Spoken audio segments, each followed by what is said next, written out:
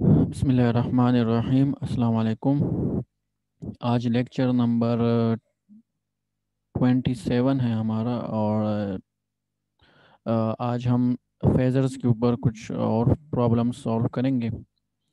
पिछले लेक्चर्स में हमने ये देखा कि साइनोसाइड्स अगर आपके पास टाइम डोमेन में हो तो उनको फिर आप ऐड कैसे कर सकते हैं, ऐड कैसे करते हैं। ठीक है, तो हमारे पास बेसिकली दो टेक्निक्स हैं। एक तो ये ग्राफिकल मेथड है, इसके ऊपर भी हमने ये प्रॉब्लम डिस्कस किया था कि आपके पास अगर दो साइनोसाइड हो, एक साइन है एक कॉस फॉर्म में है, ठीक है, तो इसको आप दोनों को ऐड कैसे करेंगे विद डिफरेंट एम्पलीट्यूड। और आगे अगर आप फिर आपके पास जो डिफरेंट एंगल्स फेज डिफरेंस भी उनमें हो, तो समराइज करके इसकी समरी ये इसकी समरी ये थी कि आपने क्या करना है कि कॉस को या साइन बनाना है या साइन को कॉस बनाना है। तो तभी आप फिर उनको आगे ऐड सब्ट्रैक्ट कर सकते हैं और उनमें से फेज डिफरेंस फिर आप इजीली कैलकुलेट कर सकते हैं। तो एक टेक्निक तो ये था हम इस तरीके से कर रहे थे। ठीक है, उसमें साइन से कॉस, कॉस से साइन कैसे बनाते हैं, तो हमारे पास बेसिक यही फार्मूलेस थे। जी मुबारिजुल हसन। जी सर। अच्छा जी, तो लास्ट सेशन में हमने ना ये चीज़ डिस्कस की थी। ठीक है, कि आप तो दो साइनोसाइड्स को आपस में ऐड सब्ट्रैक्ट कैसे करते हैं। तो अगर कोई सोर्स उसमें मल्टी सोर्सेज हो ना, और एक साइन की फॉर्म में एक कॉस की फॉर्म है, तो यूजिंग दीज आइडेंटिटीज हम साइन से कॉस बनाते हैं, कॉस से साइन, तभी जाके फिर उनसे हम ऐड सब्ट्रैक्ट कर सकते हैं, उनका रिजल्टेंट फाइंड कर सकते हैं। ठीक है, तो दूसरा टेक्निक ये ग्राफिकल अप्रोच था, कि इसको हम साइन और कॉस को इसमें फेज डिफरेंस 90 का होता है। ठीक है, तो इसको इस हिसाब से हम स्केच करते हैं, उनका रिजल्टेंट फाइंड करते हैं।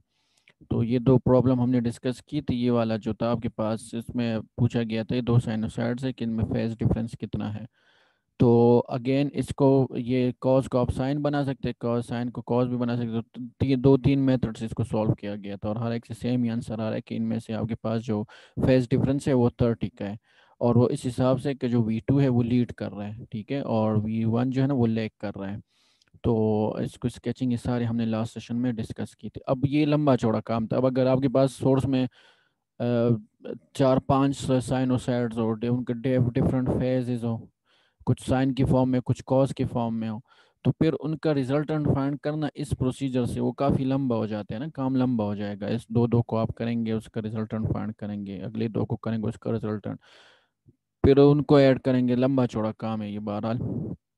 तो इसके लिए फिर सिंपल टेक्निक क्या थी कि हम ये फेजर टेक्निक यूज़ करके, फेजर बेसिकली क्या है कि कॉम्प्लेक्स नंबर है जो आपके पास जो साइनोसाइड्स है उसके एम्पलीट्यूड और उसके एंगल को रिप्रेजेंट करते हैं। तो अगर ये कॉम्प्लेक्स नंबर है तो कॉम्प्लेक्स नंबर के नाम से तो आप पूरा एक कोर्स पढ़ रहे हैं, CVT, complex variable and transform. तो कॉम्प्लेक्स नंबर्स क्या है, वो आपको एम्पलीट्यूड और एंगल की इन्फॉर्मेशन देता है, जिसकी तीन फॉर्म होते हैं, रेक्टेंगुलर, पोलर और एक्सपोनेंशियल। ठीक है, तो ये आपस में इंटर कन्वर्टिबल भी है और इनको डील करना आसान है। अब आपने अगर कॉम्प्लेक्स नंबर्स को आपस में ऐड सब्ट्रैक्ट करना है तो आप उनको ये रेक्टेंगुलर फॉर्म में इजीली कर सकते हैं। अगर आपने मल्टीप्लाई डिवाइड करना है तो आप ये पोलर फॉर्म में उसे कन्वर्ट करके करेंगे तो बड़ा इजीली हो जाता है। इसमें आपको ये कन्वर्ट वगैरह करने की ज़रूरत नहीं पड़ेगी, साइन को कॉस में कन्वर्ट करें, कॉस को साइन में, वो हम ऑलरेडी सीख चुके थे। इसमें कि आप कैसे इसमें साइन से कॉस कैसे बनाएंगे, कॉस से साइन कैसे बनाएंगे। अगला ये था कि आया हम इससे ये फेजर टेक्निक्स जो है क्या ये हम यूज़ कर सकते, मतलब ये जो कि कोई भी साइनोसाइड है इसको एंगल और एम्पलीट्यूड की फॉर्म में हम कैसे रिप्रेजेंट कर सकते हैं। तो ये है तो थोड़ा सा प्रूफ था इसका कि टाइम डोमेन से हम इसे फेजर डोमेन या फ्रीक्वेंसी डोमेन में कैसे ले जाते हैं।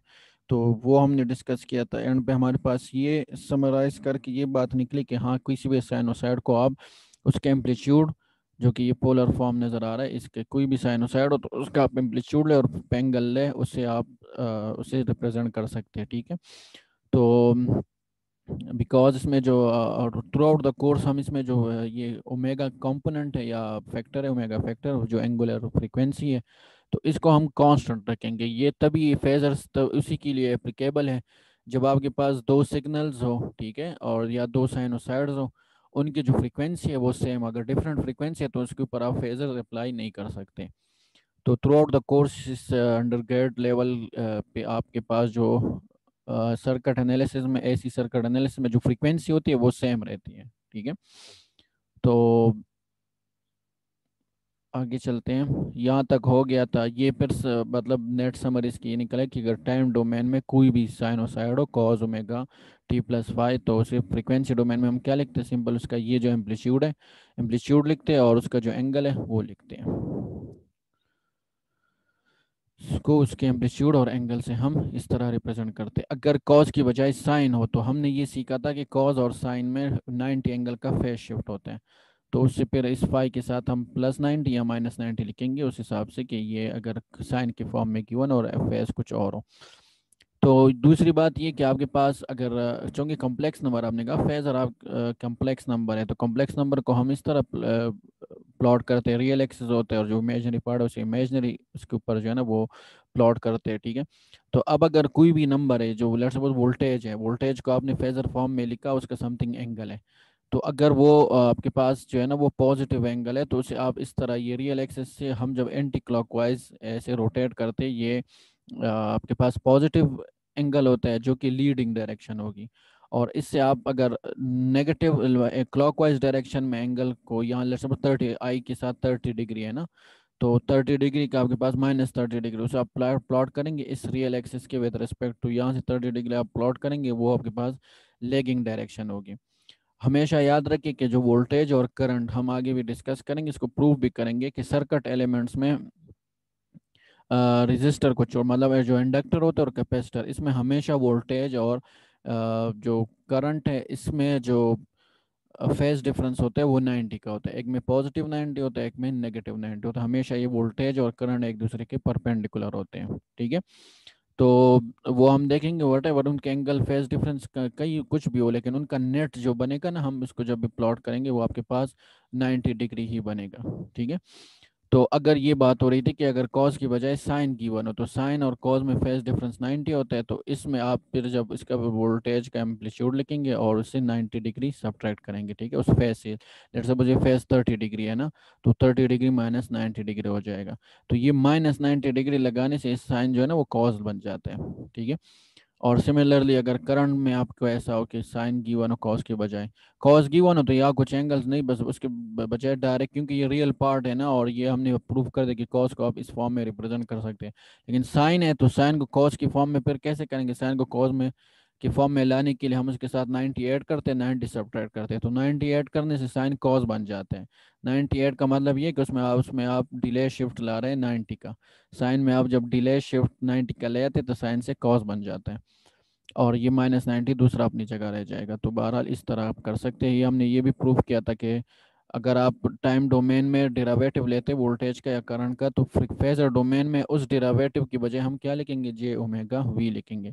अगर आप इंटीग्रल सर लेते, ये स्लाइड्स हमें मिल सकती हैं, ये वाली के ये बुक पे ये चीजें हैं? ये सारी चीज़ें बुक में, मैंने जस्ट बुक से वहाँ से इधर पेस्ट किया हुआ है, जी सर।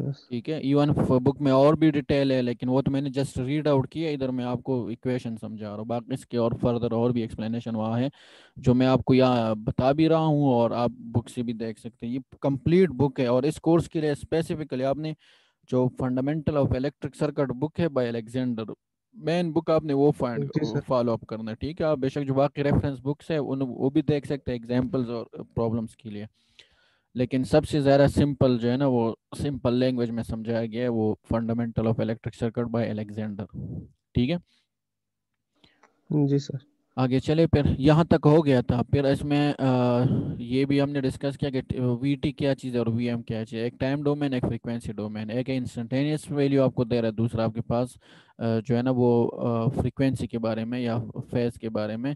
एक इंस्टेंटेनियस वैल्यू टाइम डोमेन है, दूसरा फ्रीक्वेंसी या फेजर डोमेन है। एक टाइम डिपेंडेंट है जो वी टी है, और वी जो है ना कैपिटल वी, ये फेजर डोमेन में ये टाइम डिपेंडेंट नहीं, उसमें टाइम फैक्टर नहीं होता। और वी टी वो फ्रीक्वेंसी डिपेंडेंट भी नहीं, क्योंकि फ्रीक्वेंसी को भी तो आप कांस्टेंट रख लेना, तो बस सिर्फ फ्रीक्वेंसी डोमेन में आप चले जाते हैं, लेकिन चूंकि वो कांस्टेंट होते हैं तो आप ये फ्रीक्वेंसी वेरी नहीं होगी तो इसका इफेक्ट भी वेरी नहीं होगा। दूसरा क्या, अगर फ्रिक्वेंसी वेरी हो रही है, एक सिग्नल का कुछ है दूसरे का कुछ है, तो इसके ऊपर फिर फेजर अप्लाई नहीं हो सकती। We T is always real number, complex term, ठीक है। तो ये आपके पास रियल नंबर होता है, और जो वी टी है वो आपके पास कॉम्प्लेक्स नंबर होता है, ठीक है। ये बाकी बात है कि इसके ये जो प्रॉब्लम था ये सिंपल, आप complex number variable, complex variable and transforms के हिसाब से आप एक कोर्सेज पढ़ रहे हैं ना, तो एक कोर्स पढ़ रहे हैं, जस्ट रिमाइंड करा दूं। ये प्रॉब्लम है आपके पास, इस कॉम्प्लेक्स नंबर्स को आप इवॉल्वेट कर ले। अब ये देखें ना, ये दो फंक्शन गिवन है या दो कॉम्प्लेक्स नंबर गिवन है, लेकिन ये पोलर फॉर्म में है। नजर आ रहा है? ये क्वेश्चन ए, दिस वन, और ये अगला पे करते हैं ना। तो अब ये देखिए 40 angle 50 plus this 20 minus 30 degree whole के ऊपर फिर अंडर रूट है, ठीक है। अब ये पोलर फॉर्म में है ना, तो पोलर फॉर्म में इसको ऐड करना, कर सकते हैं इसको। एडिशन हम कौन से फॉर्म में करेंगे? कोई सुन रहा है? Rectangular form, sir rectangular polar. Form में। पोलर में हम डायरेक्ट एडिशन नहीं कर सकते, ऐसा ना हो कि 40 को 20 के साथ ऐड कर लो और एंगल्स को, ऐसे नहीं, पोलर फॉर्म में एडिशन ऐसे नहीं होगी। एडिशन के लिए हमें इसको ना रेक्टेंगुलर में कन्वर्ट करना पड़ेगा। तो ये देखिए ये 40 और आर की वैल्यू है, और एंगल की वैल्यू वो आपके पास क्या है, वो 50 डिग्री है। तो इसको आप पहले रेक्टेंगुलर में कन्वर्ट करेंगे। रेक्टेंगुलर में हम कैसे कन्वर्ट करते हैं कि हम कॉज ऑफ ये आर, आर कॉस थीटा होते हैं ना, और आर साइन थीटा होता है। तो ये आर दोनों 40 है, वो हमने ज़रा कॉमन लिया, दोनों के साथ आर आर होते हैं ना, तो वो कॉमन ले लिया। इसका आप कॉस 50 लेंगे तो रियल पार्ट आ जाएगा एक्स की वैल्यू, और इसका साइन 50 लेंगे तो आपके पास इमेजिनरी पार्ट आ जाएगा। मैंने आपको कहा था लास्ट सेशन में कि आपके पास कैलकुलेटर में डायरेक्ट फंक्शन होते हैं पोलर के। आप इसको लिखेंगे 40 लिखे और एंगल 50 डिग्री लिखे, और उसको रेक्टेंगुलर में कन्वर्ट करें, वो बटन प्रेस करेंगे तो आपके पास ये दो कंपोनेंट नहीं है, ये 25.71 और ये दोनों डायरेक्ट आ जाते हैं। इसके साथ जे लिखा हुआ नहीं होता, कॉमा होता है बीच में, 25.71। तो आपने इस पहले वाला जो रियल कंपोनेंट्स कैसे लिखने हैं, दूसरे के साथ जे लिखना है।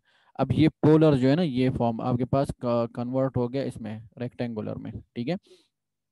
सिमिलरली दूसरे को आप करेंगे, 20 आर है वो जरा कॉमन बाहर निकाले, इसका कॉज -30 लेंगे तो रियल पार्ट आएगा, इसका साइन 30 लेंगे तो आपके पास जो है ना इमेजिनरी पार्ट आएगा। तो नेट इसकी वैल्यू आप करेंगे और 20 से मल्टीप्लाई करेंगे तो आपके पास ये आ गया। अब ये दोनों आपके पास रेक्टेंगुलर फॉर्म में, तो रेक्टेंगुलर फॉर्म में अब आप इसको इजीली ऐड कर सकते हैं। ये इसका इक्विवेलेंट ये आ गया और ये आ गया, और इसको ऐड करेंगे तो रियल पार्ट रियल के साथ ऐड होगा ना, this 25 will add up with this 17.32। तो इनको आप ऐड करेंगे तो 25 और 17 पॉइंट से 43.03 आ रहा है, और इमेजनरी इमेजनरी के साथ ऐड होगा ना, तो ये माइनस है ये प्लस है, इससे सब्ट्रैक्ट होगा, ये देखो 30 से 10 माइनस करेंगे तो 20.64 आ गया। अब अगेन चूंकि पोलर फॉर्म में आपसे पूछा गया था, ऐसा है, पोलर फॉर्म में पूछा गया था ना, तो इस ये आपके पास जो यस आंसर है सर। वो किस फॉर्म में आ गया, ये रेक्टेंगुलर, तो जिस फॉर्म में पूछा गया उस फॉर्म में आपने उसको वापस ले आना है। तो ये इसको दोबारा आप वही काम करेंगे ये। अच्छा, इससे आप ये पोलर फॉर्म कैसे बनाएंगे? ये रेक्टेंगुलर फॉर्म है ना, एक्स प्लस जे आई जे वाई, इससे आर, सर वो स्क्वायर रूट लेंगे ना सर। हाँ वेरी गुड, इसका स्क्वायर रूट लेंगे, एक्स स्क्वायर प्लस, हाँ पता नहीं स्क्वायर। क्या हो गया मेरे माउस को, क्या हो गया, कल वाले लेक्चर में भी मुझे मसला था कैलकुलस में, ये x square plus y square और उसका अंडर रूट, और एंगल फिर कैसे फाइंड करेंगे? Theta tan theta, inverse of y upon बस एक्स। वेरी गुड, आप समझ गए, थीटा टेंजेंट इनवर्स, आप दिस 20 बाय दिस करेंगे तो आपके पास ये आंसर आ गया पोलर। अब देखिए इसके ऊपर ये स्क्वायर रूट भी नजर आ रहा है ना, 1/2, तो हम पोलर फॉर्म में स्क्वायर रूट ले सकते हैं ना, हमने प्रॉपर्टी पढ़ी थी। अगर पोलर फॉर्म में आप स्क्वायर रूट लें, ये किसी भी कॉम्प्लेक्स नंबर का आप स्क्वायर रूट ले लें, जेड के ऊपर स्क्वायर रूट हो तो आर का आप स्क्वायर रूट ले रहे हो, और एंगल जो क्या है वो हाफ हो जाता है, एंगल को 2 पे डिवाइड करना है। तो यहाँ आपके पास इसका स्क्वायर रूट लेंगे, आप कैलकुलेटर से करेंगे, ठीक है। तो ये हमारे पास हाँ हाँ हाँ,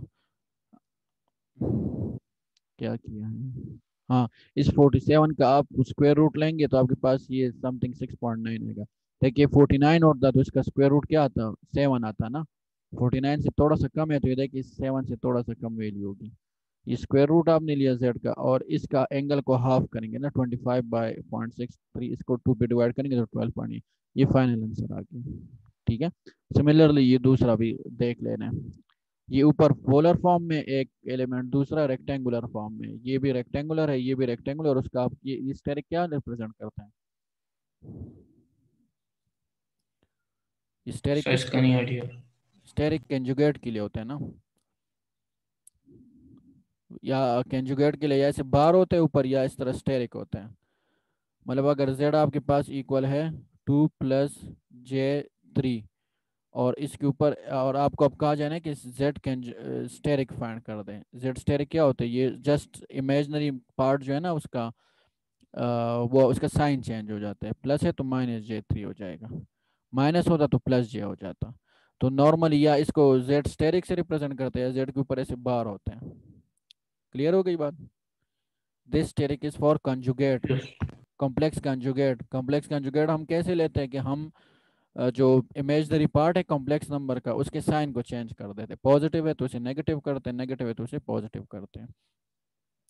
अब इसमें 3 फैक्टर्स है ना, चार है कॉम्प्लेक्स नंबर है, ये पोलर फॉर्म में, ये रेक्टेंगुलर फॉर्म में, ये फिर रेक्टेंगुलर है, ये भी रेक्टेंगुलर। तो ये देखिए आप इसको, अब ऊपर ये ऐड हो रहा है ना, तो ऐड एक पोलर में और एक रेक्टेंगुलर वाले को तो अपनी जगह करेंगे, ये जो पोलर है उसको आपने रेक्टेंगुलर में कन्वर्ट कर दिया तो 8.66, और ये आ गया। और वो कैसे करेंगे? Using this formulas. ठीक है, ये ऑलरेडी हम ऊपर डिस्कस कर चुके हैं दिस फार्मूलाज। तो ये फैक्टर आ गया। अब नीचे वाले आप प्रोडक्ट ले रहे हैं ना, तो प्रोडक्ट लेने से पहले आप इसको वैसे इस फॉर्म में भी कर सकते, लेकिन सबसे पहले तो इसका कंजुगेट ले देंगे ना, 3.15, 3 - j5, इसका कंजुगेट लेंगे तो 3 + j5 आ जाएगा, ये दूसरा अपनी जगह। ऊपर आपने ऐड कर लिया तो आपके पास ये आ गया 11, रियल रियल के साथ हो गया, इमेजनरी इमेजनरी के साथ ये आ गया। और नीचे आप अगर इसको ना इन्होंने नहीं किया हुआ, लेकिन ये 2-3 स्टेप इसमें स्किप है। ठीक है, सबसे पहले क्या करना है, क्या करना है, इसको पोलर में कन्वर्ट करेंगे ना, तो कोई लेट्स सपोज जी R1 सर। एंगल थीटा आ जाएगा। ठीक है, और इसको भी पोलर में कन्वर्ट करेंगे, उसे R2 एंगल सम थीटा, उनको मल्टीप्लाई करेंगे तो एक और नंबर आ जाएगा R3 और एंगल समथिंग थीटा आ जाएगा। ठीक है, उस पोलर को फिर अगेन रेक्टेंगुलर में कन्वर्ट करेंगे, या नहीं करते तो ना करें, क्योंकि अगला फिर अगले स्टेप में डिवीजन हो रही है ना। तो ये आपके पास इन दोनों के समेशन से आपके पास ये रेक्टेंगुलर फॉर्म हो गया। ठीक है, तो इस रेक्टेंगुलर फॉर्म को दोबारा पोलर में कन्वर्ट करें, क्योंकि अगला स्टेप डिवीजन का है, तो पोलर में ये कन्वर्ट कर दो, और इसको आपने ऑलरेडी किया हुआ था उसको ये जो रिजल्टेंट आ गया था तीसरा फैक्टर, इसको इसके ऊपर डिवाइड करेंगे, और एंगल के साथ क्या होता है, ये एंगल ऊपर चला जाएगा, ऊपर जाके इसका साइन चेंज हो जाएगा, तो -37 डिग्री, और ये 122 माइनस हो जाएगा ना, तो ये दोनों अब माइनस माइनस, तो विद माइनस साइन ये दोनों एड अप हो जाएंगे, तो ये फाइनल आंसर आ गया। यहाँ तक क्लियर है? जी। ठीक है, जस्ट आपने देखे, आपने ये काम देखना है कि आप ऑपरेशन क्या कर रहे हैं। इसमें देखिए एडिशन भी इन्वॉल्व थी न्यूमरेटर में, और डिनोमिनेटर में प्रोडक्ट इन्वॉल्व है, और फिर बाद में ये एक दूसरे के ऊपर डिवाइड हो रहे हैं। तो ये काम करने के लिए हमने इसको रेक्टेंगल में कन्वर्ट किया, एक दूसरे को अपनी जगह रहने दिया, इससे कुछ आंसर आ गया, वो ये है। ठीक है, इसको अपनी जगह फिलहाल यहाँ रहने दिया। अब ये दोनों जो है ना वो प्रोडक्ट में है, इसका पहले कंजुगेट लिया, साइन जस्ट चेंज कर दिया इस वाले का। ठीक है, इसका आप प्रोडक्ट लेने के लिए इसको भी हमने आर फॉर्म में कन्वर्ट कर दिया, और इसको भी हमने पोलर फॉर्म में कन्वर्ट कर दिया, मल्टीप्लाई कर दे तो एक और पोलर फॉर्म आ गया, लेट्स सपोज इसको मैं आर ए नाम देता हूँ, समथिंग एंगल होगा। ठीक है, वो यही वैल्यू आएगी जो ये है, दिस वन, ये वैल्यू आ गई। अब इस रेक्टेंगल को भी पोलर में कन्वर्ट करें तो ये फॉर्म आ गया, इसको इसके ऊपर डिवाइड करें तो ये इसके ऊपर डिवाइड होगा, ये 0.565 आ जाएगा, और ये एंगल ऊपर जाके इसका साइन चेंज हो जाएगा, -1 टू 2.47 डिग्री हो जाएगा। तो इससे आपके पास ये फाइनल आंसर आ जाएगा। इसके ये दो एग्जांपल्स का पर्पस ये था कि अगर कॉम्प्लेक्स नंबर है, यही पॉसिबिलिटीज हो सकती है ना, या आपस में ऐड होंगे या सब्ट्रैक्ट होंगे या मल्टीप्लाई या डिवाइड होंगे, तो आपने बस ये करना कि जिधर अगर एड सब्ट्रैक्ट हो रहे हैं तो अगर वो रेक्टेंगुलर फॉर्म में है तो वेल एंड गुड, अगर नहीं है तो उसको आपने रेक्टेंगल में कन्वर्ट करके रेक्टेंगुलर फॉर्म में तब एड सब्ट्रैक्ट करना है। और अगर उसका प्रोडक्ट में, उनका प्रोडक्ट है आपस में, तो प्रोडक्ट के लिए अगर वो आपके पास पोलर फॉर्म में है तो वेल एंड गुड, अगर नहीं है, इस तरह रेक्टेंगुलर फॉर्म है, तो पहला काम ये करना है कि उसको पोलर में कन्वर्ट करना है, फिर आपने उसका प्रोडक्ट लेना है, आपके लिए ईजी होगा। आप इस फॉर्म में भी प्रोडक्ट ले सकते हैं, मतलब ये रियल रियल के साथ, लेकिन आपको लेगा ना लंबा चौड़ा काम करना पड़ेगा। ये 2 3 के साथ मल्टीप्लाई होगा, ये 2 फिर इस तरह इसके साथ मल्टीप्लाई होगा, फिर ये जे इसके साथ मल्टीप्लाई होगा, फिर ये इसके साथ मल्टीप्लाई, उसमें फिर आप रियल अलग करेंगे और इमेजनरी पार्ट अलग करेंगे, उनको ऐड करेंगे, तो वो भी रेक्टेंगुलर फॉर्म में ही आ जाएगा, लेकिन काम ज़रा वो हो जाता है। फिर आगे इस फॉर्म के लिए आपको फिर भी वैसे पोलर में कन्वर्ट करना पड़ेगा ना अगले स्टेप में, जब आप ये कोशंट वाला ये करेंगे, ये स्टेप, तो वो काम हम पहले क्यों ना करें कि हमारे पास वो इजी भी हो जाए, हमारे पास वैल्यू भी इजीली ऑब्टेन हो। हाँ जी, अब ये दो सिग्नल हैं, ठीक है, दो साइनोसाइड्स हैं, ठीक है, और आपको कहा गया इसको फेजर में ट्रांसफॉर्म करें। अब अगर हमें ये नहीं किया गया होता कि इसको फेजर का ना, और अगर हम फेजर ना सीखते इसको इस फॉर्म में हम करते हैं, तो देखे ना हम्म,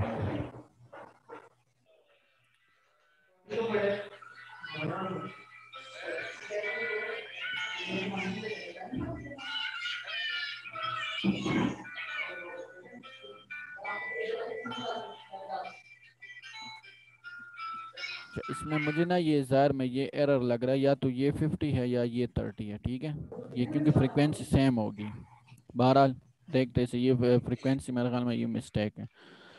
तो आपके अगर ये साइनोसाइड टाइम डोमेन में हम करते, इस कॉज को हम साइन बनाते या इस साइन को हम कॉज बनाते, तभी हम इनको, अरे सॉरी सॉरी सॉरी, इनको ऐड सब्ट्रैक्ट का तो कुछ पूछा ही नहीं गया, मैं समझा कि इनको ऐड करना है या फेज डिफरेंस फाइंड करना है। इसको जब जस्ट आपको कहा गया कि इन साइनोसाइड को फेजर में कन्वर्ट कर ले, तो ये पहले वाला है करंट की वैल्यू, ठीक है, आई कॉज, इसकी फ्रीक्वेंसी 50 है, ठीक है, फिर और इसको फेजर में करेंगे तो सिंपल इसका एम्पलीट्यूड लेंगे दिस 6, और इसका एंगल क्या है -40, ये फेजर में कन्वर्ट हो गया बस, इसके साथ एम्पेयर।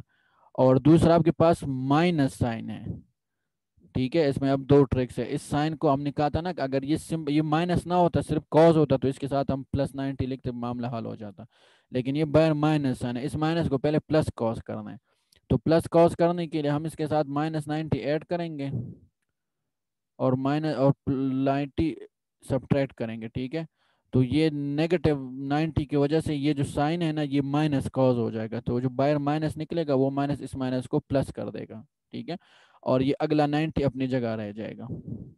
ये 90 और 50 आपस में ऐड होंगे तो ये आ गया। अब ये कॉस फॉर्म में आ गया, तो हमारे पास जब ये टाइम डोमेन में कॉस की फॉर्म में हो, तो जस्ट हम इसको, इसका एम्पलीट्यूड लिख लेते हैं और इसका ये एंगल लिख लेते हैं। दोबारा सुन लें, वैसे हमने जो फार्मूला देखे थे ना आपके पास पिछले सेशन में, जो टेबल था, इस टेबल की बात कर रहा हूँ, दिस वन,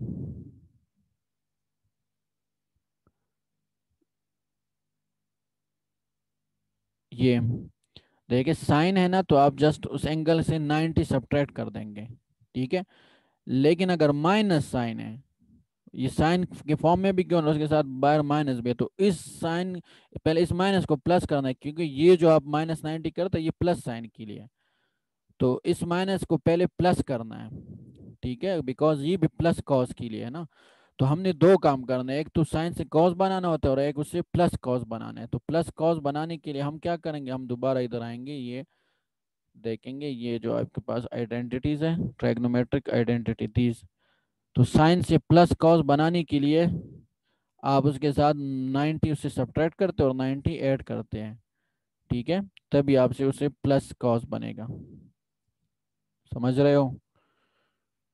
अब अगर माइनस है तो हम जब इससे ये सब्ट्रैक्ट करेंगे तो एक ये माइनस आ जाएगा और ये माइनस इस माइनस के साथ प्लस हो जाएगा, तो इसलिए -90 हम सब्ट्रैक्ट करेंगे और -90 ऐड करेंगे। तो -90 आप जब सब्ट्रैक्ट करेंगे उससे, उसकी वजह से माइनस बाहर निकलेगा, कॉस भी बन जाएगा और माइनस भी बाहर होगा, ये -90 आप उसके सब्ट्रैक्ट करेंगे तो इस -90 और ये +90, तो इस -90 की वजह से ये चीज़ माइनस कॉस बन गया, और वो माइनस कॉस इस वाले माइनस से मल्टीप्लाई होकर ये प्लस हो जाएगा, ठीक है, और ये +90 अपनी जगह, तो ये ऐड करके 140 हो गया। अब ये कॉस की फॉर्म में आ गया, इसका आप सिंपल एम्पलीट्यूड लेंगे और ये एंगल लेंगे, ये फेजर में कन्वर्ट हो गया। क्लियर हो गई। अगला देखें। जी सर। अगला आपको क्या कहा जा रहा है कि फाइंड, ये चैप्टर इसलिए इम्पोर्टेंट है कि आगे भाई यही गेम चलेगी, हम ना फिर केवीएल लगाएंगे केसीएल, तो हमारे पास जो सर्किट के एलिमेंट्स अब इस फॉर्म में आएंगे, इस फॉर्म में होंगे ये, ठीक है। ये जो कॉम्प्लेक्स नंबर है सारे कॉम्प्लेक्स नंबर की फॉर्म में अब आएंगे। जब हम आर और एल वगैरह ना इसके ऊपर लगाएंगे, इसका एम्पिडेंस वगैरह आगे, इसको हम पहले रेजिस्टेंस कहते रहे, इन दोनों के कंबाइन को हम फिर एम्पिडेंस कहेंगे। तो वो जो एम्पिडेंस है उसे हम जेड से रिप्रेजेंट करते हैं, ये जो आर लेट्स सपोज इसकी वैल्यू 5 है, और इसका हमें गिवन होगा जे 5 ओम। हम प्रूव करेंगे कि जे 5 ओम हम इसे कैसे लिख सकते हैं, ठीक है। तो ये हम फिर इसको ऐसे लिखेंगे 5 + J 5 ओम। तो ये देखें ना, ये रेजिस्टर है और ये इंडक्टर है, लेकिन ये इसका जो इम्पिडेंस है वो एक कॉम्प्लेक्स नंबर बनता है। क्या बनता है? कॉम्प्लेक्स नंबर बनता है। तो इस वजह से अगर फिर एक और हो यहाँ, ये रेजिस्टर हो, ये कैपेसिटर हो, ये दोनों जो जेड है ना, ये Z1 हो गया और ये आपके पास Z2 हो गया, ये दोनों आपस में सीरीज में है ना, तो इनका रिजल्टेंट ZT हो जाएगा। तो ZT मीन्स कि इन दो कॉम्प्लेक्स नंबर को आपस में आप ऐड करेंगे, Z1 + Z2, तो Z1 और Z2 ये कॉम्प्लेक्स नंबर्स हैं। तो इनको ऐड कैसे करेंगे, इसलिए इस वजह से इस पहले हमने इसके लिए ये फेजर और फेजर कॉम्प्लेक्स नंबर और कॉम्प्लेक्स नंबर की मल्टीप्लिकेशन एडिशन ये सारी चीज़ें हम सीख रहे हैं। क्लियर हो रही है ये बात? अगर ये दोनों जेड आपके पास में फिर पैरेलल में हो तो फिर इसमें प्रोडक्ट भी इन्वॉल्व होगा ना, Z1 Z2 divide by Z1 + Z2, यही होता है पैरेलल कॉम्बिनेशन। या 1/Z1 + 1/Z2 + 1/Z3। तो फिर इसलिए हमें पोलर फॉर्म में कन्वर्जन सीखनी है, और वो कैसे करेंगे ये सब हम अभी कर रहे हैं। आगे जाके हमने इसी के ऊपर ये सर्किट में अप्लाई होंगे। ये कोई क्वेश्चन नहीं आएंगे आपके पास पेपर वगैरह में कि ये इसको पोलर में कन्वर्ट करे और इसको ऐड करे, ये हम जस्ट सीख ले आगे जाके जब हम ये सर्किट सॉल्व करेंगे। मैं जस्ट आपको दिखा दूं, ये सर्किट में आप देख रहे हैं जेड, ये देखे ना, इस सर्किट में आपको फिर रेजिस्टर कैपेसिटर गिवन है, तो इनका जो इफेक्ट है वो ये, फिर इसको हम एम्पिडेंस कहते हैं, रियल पार्ट होता है और इमेजनरी। उस हिसाब से फिर हम आई और ये सारी चीज़ें, आई फिर पहले V/R होते हैं ना, अब चूंकि एम्पिडेंस है तो V/Z हो जाएगा। V आपके पास ये पोलर फॉर्म में, ये कॉम्प्लेक्स में रेक्टेंगुलर फॉर्म में, तो ये करंट हम फिर इस तरह फाइंड करेंगे, पोलर से रेक्टेंगुलर, रेक्टेंगुलर से पोलर, ये सारी कहानियाँ वहाँ चलती हैं। इस वजह से हम यहाँ ये सीख रहे हैं कि भाई कॉम्प्लेक्स नंबर्स को आपस में ऐड सब्ट्रैक्ट मल्टीप्लाई कैसे करते हैं, ठीक है। समझ गए भाई मेरे? Yes sir. सर जी, ये जो ट्रांसफॉर्मेशन के जो फार्मूलाज हैं ये वो Z = X + I के साथ ही है। समझा नहीं, जेड प्लस क्या पूछा? I की फॉर्म है सर, जो JY हाँ उसकी हाँ फॉर्म में हमें ये गिवन होंगे क्वेश्चंस। हाँ हाँ, उसके फॉर्म में देखिए। अब आपके पास जो हमने पहले पार्ट में ये सीखा ना, सिर्फ इंडक्टर की बात करते हैं। इंडक्टर डीसी के लिए क्या इफेक्ट होता है उसका, शॉर्ट हो जाता है ना, शॉर्ट होता है। ठीक है। लेकिन उसके लिए ये नहीं होता, जब इसको आप एसी सोर्स देंगे तो ये आपके पास शॉर्ट नहीं होता है, ये करंट को या वोल्टेज को आगे पीछे कर देता है, उसमें फेज शिफ्ट प्रोड्यूस करते हैं। लेकिन जब इसमें से करंट गुजर रहा होता है ना, तो ये देखे ना, ये पहले साइकिल में इसके वोल्टेज ऐसे इंक्रीज हो रहे होते हैं ना, फिर डिक्रीज हो रही जी होती सर। हैं, ठीक है। अब ये किस हिसाब से है? तो हमारे पास ये जो हम आगे पढ़ेंगे कि इसका जो रेजिस्टेंस जो प्रोड्यूस करेगा, ये उसको हम XL से रिप्रेजेंट करते हैं, और वो इक्वल होता है 2πfL, FL। ठीक है। एल क्या है? इंडक्टेंस की वैल्यू है। एफ क्या है? फ्रीक्वेंसी है। 2π कांस्टेंट है। मीन्स की फ्रीक्वेंसी ज़्यादा होगी तो ये XL की वैल्यू ज़्यादा होगी, और फ्रीक्वेंसी कम होगी तो ये इसके इम्पेडेंस क्या है वो कम होगा। तो ये वैल्यू सारी हम पुट करके ना, इसमें से लेट सपोज एल की वैल्यू आपने पुट कर दी, फ्रीक्वेंसी तो हम कांस्टेंट रखते, वेरी नहीं करते। लेट सपोज फ्रीक्वेंसी की वैल्यू 300 हर्ट्ज, 2π से मल्टीप्लाई करेंगे, हमारे पास जो वैल्यू आ जाएगी वट एवर, लेट सपोज हमारे पास आ जाते हैं 50 फॉर एग्जाम्पल, ठीक है। एल ये सारी चीज़ें मल्टीप्लाई करके 50 आ जाते हैं 5। तो वो चूंकि एम्पिडेंस प्रोड्यूस कर रहा है, रेजिस्टेंस प्रोड्यूस कर रहा है ना, तो वो आपको उसको हम XL से रिप्रेजेंट करते हैं, और वो एक कॉम्प्लेक्स नंबर होता है जे। ये हम आगे प्रूव करेंगे कॉम्प्लेक्स कैसे होता है वगैरह, ये जे फिर हम क्यों साथ लगाते हैं, वो आगे हम ये सारी चीज़ें पढ़ेंगे। ये अगला टॉपिक है हमारा, सही sir. Phasor relation in circuit element, ठीक है। अब तक हम ना आज के सेशन में बस इसको हम वाइंड अप करेंगे कि फेजर्स को हम ऐड सब्ट्रैक्ट और मल्टीप्लाई डिवाइड कैसे करते हैं, ये हम सीख रहे हैं, ठीक है। अच्छा, इसमें ना आपको ये करंट ये गिवन है और वोल्टेज ये गिवन है, ये रेक्टेंगुलर फॉर्म में गिवन है और ये किस फॉर्म में गिवन है, ये एक्सपोनेंशियल फॉर्म है, ठीक है। ये एक्सपोनेंशियल नजर आ रहा है ना, पोलर नहीं है, पोलर ऐसे होते हैं समथिंग एंगल 90 डिग्री या जो भी हो, ठीक है। ये पोलर होते हैं, लेकिन ये इसमें किसमें ये देखें ना एक्सपोनेंशियल नजर आ रही है, ये एक्सपोनेंशियल फॉर्म है। तीन फॉर्म होते हैं, रेक्टेंगुलर, एक्सपोनेंशियल और पोलर, और ये आपस में इंटर कन्वर्टेबल होते हैं। तो find the sinusoid represented by this phasor. अब इसमें, अब ये देखें ना, ये फेजर में गिवन है, ये फेजर फॉर्म में गिवन है, और आपको कहा जा रहा है इसको टाइम डोमेन में कन्वर्ट करें। किस में कन्वर्ट करें, टाइम डोमेन में। दूसरी बात ये कि आगे जब हम सर्किट सॉल्व करेंगे उसमें भी यही होगा कि हम उसको सॉल्व तो क्या करेंगे, सॉल्व उसे हम टाइम डोमेन में करेंगे, लेकिन जब वो फुल सॉल्व हो जाए तो फिर आगे जाके ना हमने उसे क्या करना है, उसे फ्रीक्वेंसी डोमेन में कन्वर्ट करना होता है। सॉरी, फ्रीक्वेंसी डोमेन में या फेजर डोमेन में ये सारी सोल्यूशन करते हैं, और उसके बाद जो है ना हम फिर इसे टाइम डोमेन में कन्वर्ट करते हैं जब आंसर फाइनली निकल आता है। तो इस वाले स्लाइड में, इससे पिछले स्लाइड में ये टाइम डोमेन में गिवन था, इसे हम फेजर डोमेन में ले जा रहे थे, ठीक है। अब ये वाले अगले प्रॉब्लम में आपको ये फेजर डोमेन में गिवन है और आपको कहा जा रहा है कि इसको साइनोसाइड्स को टाइम डोमेन में रिप्रेजेंट कर दें। तो कैसे करेंगे, आई थिंक ये सेशन पता नहीं क्यों लेंथी हो रहा है, आप लोगों ने लेट ज्वाइन किया इस तरह तो वो टाइम बढ़ गया। बहरहाल हमने ना 1 आवर 10 या 20 मिनट्स लेक्चर लेना है, ठीक है।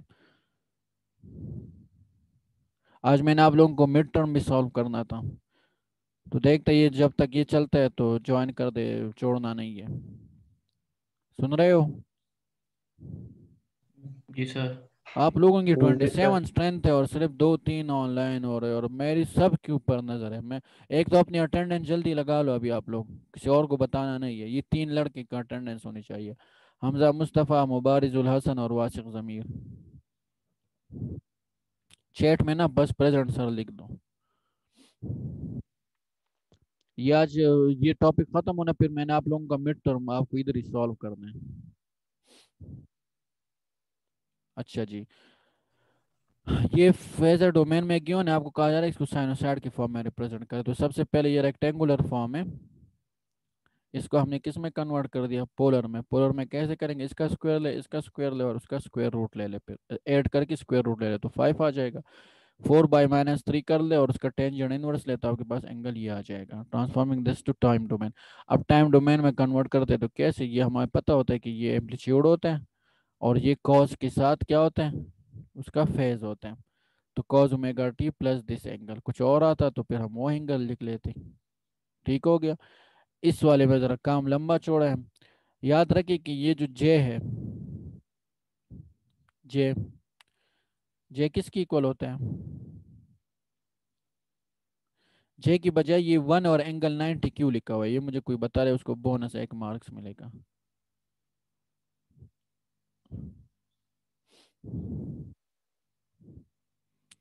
हेलो, कोई सुन रहे हो, सर ये जे क्यों लिखा हुआ है सर?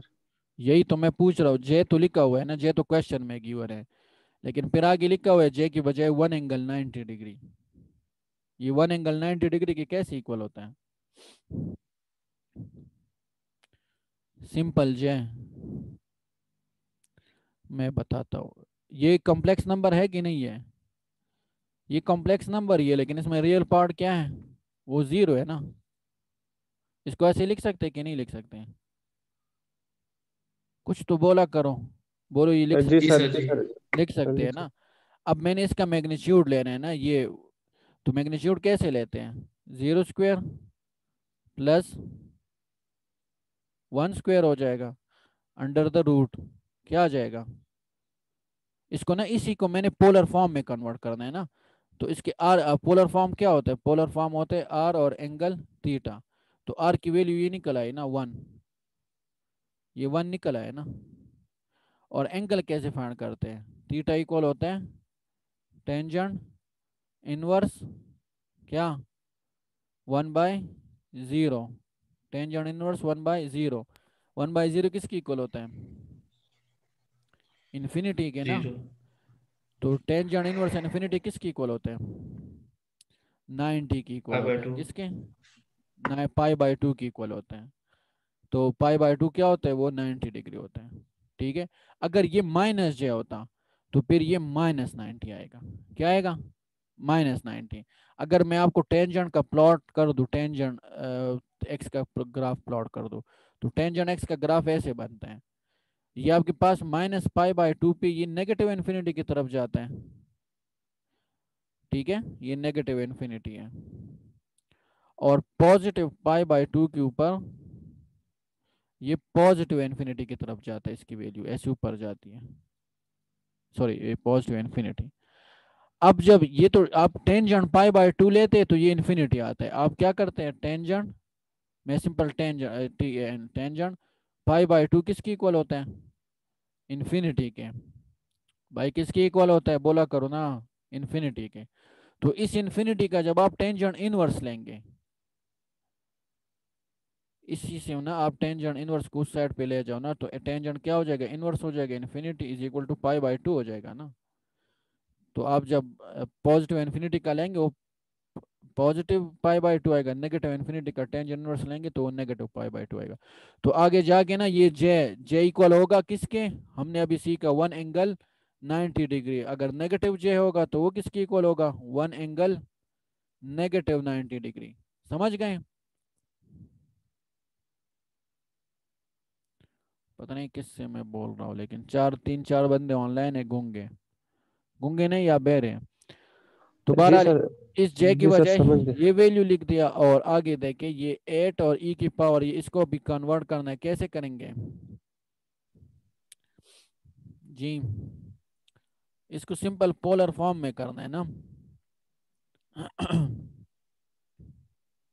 इस जे के बजाय ये 190, और इसको हम पोलर फॉर्म में करेंगे। तो पोलर फॉर्म में ये एक्सपोनेंशियल है ना, 8 ई की पावर, या खुदा मेरे माउस को पता नहीं क्या आफत आ गई है, 8 ई की पावर -j20 डिग्री। इसको पोलर में कैसे लिखते हैं? इसका एम्पलीट्यूड लिखे 8, और ये जो एंगल है ना, बस ये एंगल लिखे 20 डिग्री। सॉरी, एंगल की वैल्यू क्या है? वो -20 है ना, तो वो -20 डिग्री लिखे। तो ये इसकी वैल्यू है। ये क्या नाम है, ये जो 8, यहाँ से यहाँ मैं लिख रहा हूँ, ये इसमें देखिए, ये जे की बजाय 1 एंगल 90 डिग्री लिख दिया, और ये जो अगला है ना 8 की पावर दिस, तो उसकी बजाय 8 एंगल, ये दोनों पोलर फॉर्म में इसको मल्टीप्लाई करे तो 8 × 1 8 आ जाएगा, और एंगल से दूसरा सब्ट्रैक्ट होगा तो 90 - 20 डिग्री हो जाएगा। क्लियर है? ये आपके पास ये आंसर आ गया। अब हमें क्या पूछा गया था कि इसको साइनोसाइड की फॉर्म में लिख दो। तो साइनोसाइड ये एम्पलीट्यूड के बजाय 8 लिखेंगे, और एंगल फेस के बजाय 70 लिखेंगे। ठीक हो गया भाई? Yes sir. ठीक है। बस ये लास्ट क्वेश्चन है इसी टॉपिक के ऊपर। दो सिग्नल्स गिवन है, करंट वेव्स है दोनों, I1 और ये I2, और आपको क्या क्या जा रहा है? इन दोनों का सम कर दें। अब हमने लास्ट लेक्चर में देखा था कि इनको जब हम टाइम डोमेन में ऐड करते हैं, बड़ा लंबा चौड़ा काम हो जाते हैं। क्या उन्हें करना पड़ता है? इस कॉज को हम साइन बनाते हैं, या इस साइन को हम कॉज बनाते हैं, तभी ये आपस में ऐड सब्ट्रैक्ट होता। और ग्राफिकल अप्रोच ये था कि अगर इसको आप प्लॉट करेंगे ना, ये कॉज को, तो ये कॉज 4 उसका एम्पलीट्यूड है, और उसमें 30 प्लस है ना, तो ये कॉज यहाँ कहीं बनेगा ऐसे। ये कॉस का आपके पास वेक्टर बन गया। और ये साइन का कैसे बनेगा? साइन यहाँ होता है ना। ठीक है, ये वैसे साइन है, मैं सिंपल एस लिखता हूँ, ये कॉज है। तो ये कॉज में आपके पास 30 पॉजिटिव एंगल है, तो ये ऊपर 30 ऐसे हो जाएगा, 30 डिग्री कॉज ऐसे ऊपर हो गया। और साइन है ना, तो साइन यहाँ से स्टार्ट होगा, और -20 है तो -20 एंटी क्लॉकवाइज डायरेक्शन होती है ना, तो -20 यहाँ कहीं ऐसे होगा ये साइन, और इसका एम्पलीट्यूड क्या है? 5 है। तो अब इनका रिजल्टेंट क्या होगा? इनका रिजल्टेंट दे कि हमने इसको फिर क्या लंबा चौड़ा काम है इसका। इस फॉर्म में तो जरा आपके पास जरा मुश्किल हो जाता है। इसको कॉस बनाते हैं तो हम फिर समझ सकते हैं। इस साइन को इस तरह तो नहीं पता चलता ना, लेकिन हम क्या करते हैं, इसको कॉस बनाएंगे और फिर उसको इस तरह ग्राफिकली वो बनाएंगे तो जरा फिर इजी हो जाते हैं। ठीक है, तो वो अगेन ट्रैग्नोमेट्रिक आइडेंटिटी। लेकिन अभी तो हमें ये नहीं पूछा गया कि आपने इसको इसे टाइम डोमेन में कर, बस कहा गया कि इसका सम फाइंड करना है। तो हमने फेजर टेक्निक सीखी है, तो फेजर टेक्निक्स में हम क्या करते हैं, इसको एम्पलीट्यूड और एंगल से रिप्रेजेंट करेंगे। उसके लिए हम क्या करेंगे कि ये जो है ना, ये I1 को हम ऐसे लिख सकते हैं, इसका एम्पलीट्यूड ये आ गया और इसका ये एंगल ये आ गया। सिमिलरली ये जो साइन है इसको पहले कॉस बनाने हैं ना, तो कॉस बनाने के लिए हम क्या करेंगे, उस टाइम डोमेन में कन्वर्जन ना करें, इसको ना एम्पलीट्यूड को तो अपनी जगह लिख दें, और जो एंगल है ना उसके साथ आपने -90 लिखना है, क्योंकि वैसे ही प्लस कॉस है, प्लस साइन है ना, तो प्लस साइन से प्लस कॉस बनाने के लिए हम क्या करेंगे, ये जो फेज गिवन होता है उसके साथ हम 90 सब्ट्रैक्ट करेंगे। तो -20 और -90 से 1 -110 आ गया, तो एक वैल्यू ये आ गई फेजर डोमेन में, दूसरी ये आ गई। अब हमें कहाँ गया कि इनको ऐड कर ले, तो ऐड करेंगे तो ये वैल्यू लिख दे और ये वैल्यू लिख दे। हमेशा याद रखें कि ये टाइम डोमेन से इस तरफ जब हम आते हैं वो पोलर फॉर्म ही होता है, डायरेक्ट हम रेक्टेंगुलर नहीं बना सकते। इस फॉर्म से हम डायरेक्ट रेक्टेंगुलर नहीं बना सकते, x+jy नहीं बना सकते। इससे जो फॉर्म बनता है ये पोलर होता है। उस पोलर से हम, अब चूंकि हमने ऐड करना है तो उस पोलर से हमने इसका रेक्टेंगुलर बनाना है। एक का रेक्टेंगुलर फॉर्म ये आ गया और दूसरे का रेक्टेंगुलर फॉर्म यहाँ से यहाँ तक ये आ गया। इनको अब ऐड कर सकते हैं आप दोनों, तो ये वाला ऐड होगा इसके साथ और ये वाला ऐड होगा इसके साथ, ठीक है। तो ये रेक्टेंगुलर फॉर्म आ गया। अब क्या यहाँ तक क्वेश्चन पूरा है? नहीं, हमें करंट गिवन है और टाइम डोमेन में गिवन है, तो हमने इसको अब टाइम डोमेन में कन्वर्ट करना है। तो टाइम डोमेन में कन्वर्ट करने के लिए अब हमें पहले इसको, ये रेक्टेंगुलर फॉर्म है, इस रेक्टेंगुलर फॉर्म को फिर पोलर में कन्वर्ट कर दिया। ये एम्पलीट्यूड आ गया आर और ये एंगल आ गया फेज डिफरेंस, ठीक है। तो ये आप इसको अब करें, ये इसके बजाय ये लिख दें और ये cause of mine omega this.